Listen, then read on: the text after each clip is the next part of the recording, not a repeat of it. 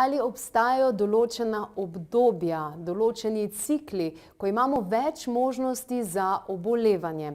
Na to vprašanje bo danes odgovarjala fitoterapevtka, današnja gostja, ki jo gledalci oddaje Klepet ob kavi že dobro poznate.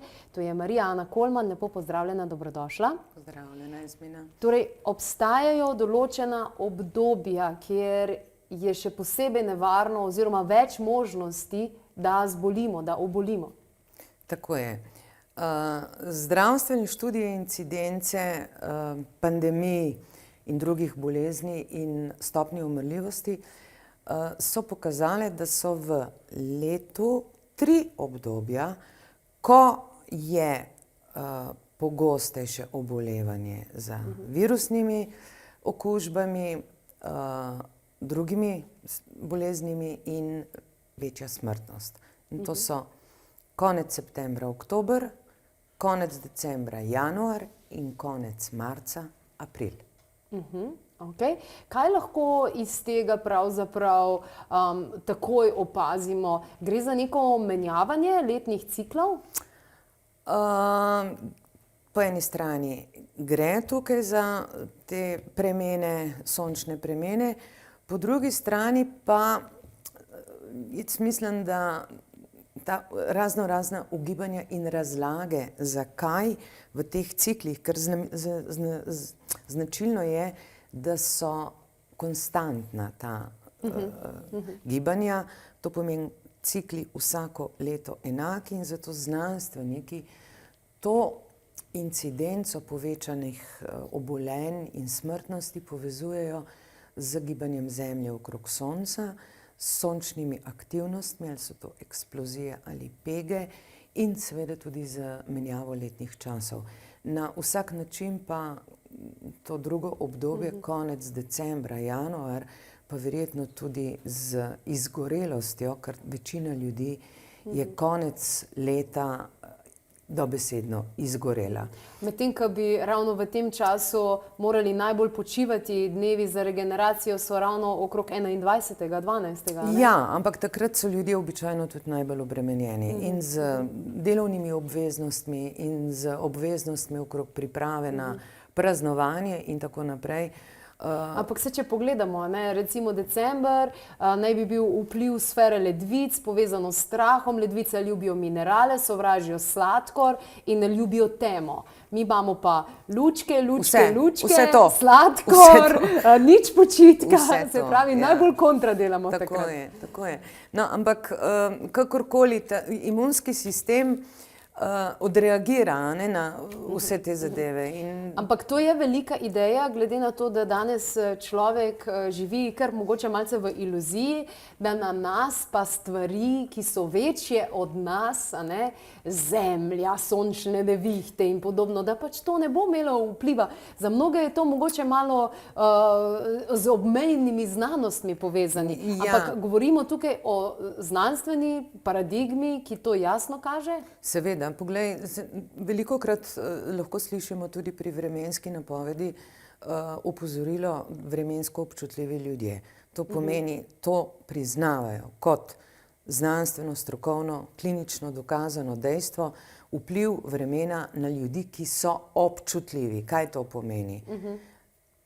Če so občutljivi na vreme, so občutljivi tudi na ostala dogajanja v vesolju. To pomeni spremembo elektromagnetnega polja, sevanja valov, tanjšanja ozonskega plašča, dogajanja na Soncu, na Luni konec koncev. Na koncu se tudi Luna vpliva na nas.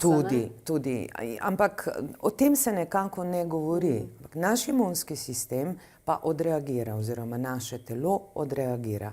Jaz opazujem pri ljudeh, ki jim svetujem, večinoma recimo konec septembra povezujejo šmrkanje, sploh slabše počutje z spremembo klime, ker so prišli z dopusta in zdaj je že jesen in tako naprej.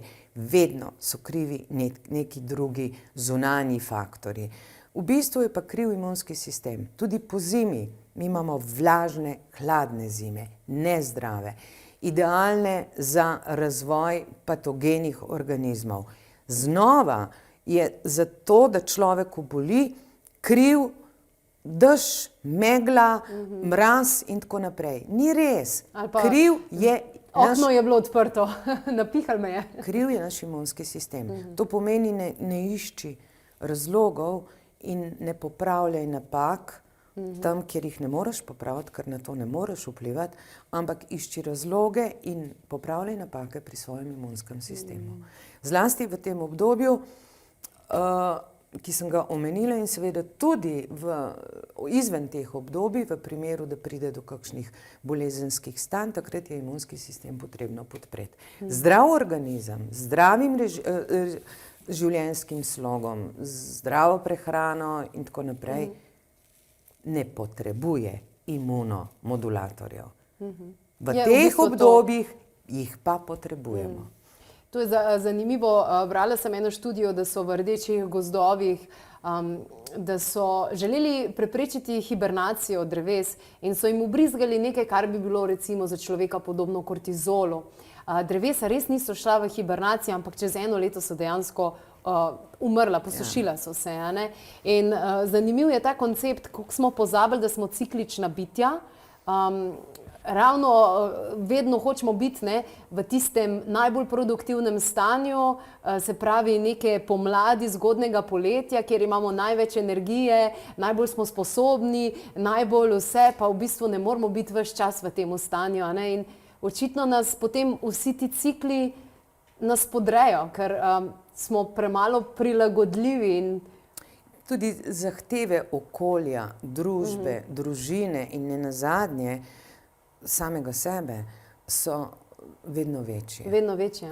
In človek enostavno ne zmore. Ne zmore. Ko pa greš v nekem trenutku čez meje svojih sposobnosti, kar pomeni čez meje sposobnosti samoobnavljanja organizma, prideš pa seveda v tisto točko, ko je potrebna podpora. Ali pa enostavno izstopiti iz tega ritma. Ampak je pa recimo zanimivo, že nekaj časa sem v televizijskem okolju in tudi tisti najbolj postavljeni moški, ki so jim vse te luna in podobne zadeve, neka tematika, ki jih ne zanima. Nepomembno, Pa vendarle so opazili, če so kakšne zanimive sončne aktivnosti, da se tudi na tehnologiji pozna, da nekaj ne dela, da vibracije niso tako, kot bi mogle in imajo delovne izzive. Ravno tako sem opazila tudi pri policistih, zelo dobro vedo, kdaj je polna luna, ker je več problemov, ali pa tisti, ki odvažajo avtomobile, ker so se pokvarili, ali pa so ljudje tankali narobe gorivo. Zavedajo se tega, ljudje vidijo, čutijo, opazujejo in dejansko opazijo, da vse to vpliva na nas in očitno tudi na naše zdravje. Tako je. Ampak, če se usmerimo v pozitivno smer, si lahko te energije, ki ne vplivajo samo v negativnem smislu, nekako priredimo in uporabimo in pokličemo v svojo prid. In recimo odlična pomoč je sonce. Jutranji protokol, tako imenovani sončni veter. Veš, kakšno pomoč je to človeku? Pa jaz spoznam tako malo ljudi. Ti prakticiraš to tehniko, ampak ne vem, morda bi jo vendarle zaupali ljudem, ker kdor bo vstajal, ampak ne poskusijo. To je tehnika, jaz sem se jo naučila v učitelju kozmoenergetike. Sicer jo poznam iz starodavnih zapisov, v marsikakšni tradiciji. 40 minut pred sončnim vzhodom se je potrebno postaviti v smer sonca ali dvigati roke tako, da odpreš vse energijske centre ali enostavno tako, razkoračeni stoji, obrnjen proti smeri sončnega vzhoda, postojiš 5-10 minut, brezprosjačen, brez moledovanj, brez sklepanja ne vem kakšnih načrtov, priprošenj, samo stojiš in se prepustiš energiji sončnega vetra. To je energija, ki te bo spremljala skozi ves dan in ti v odlično podporo. In poskusite, vabljeni, da to poskusite, nam zaupate svoje občutke. Z vami se radi pogovarjamo preko Facebooka, preko Instagrama, tudi preko TikToka ali pa enostavno napišite na info@klepetobkavi.si, kako je šlo s tem sončnim vetrom in kaj vam ta veter prinesel.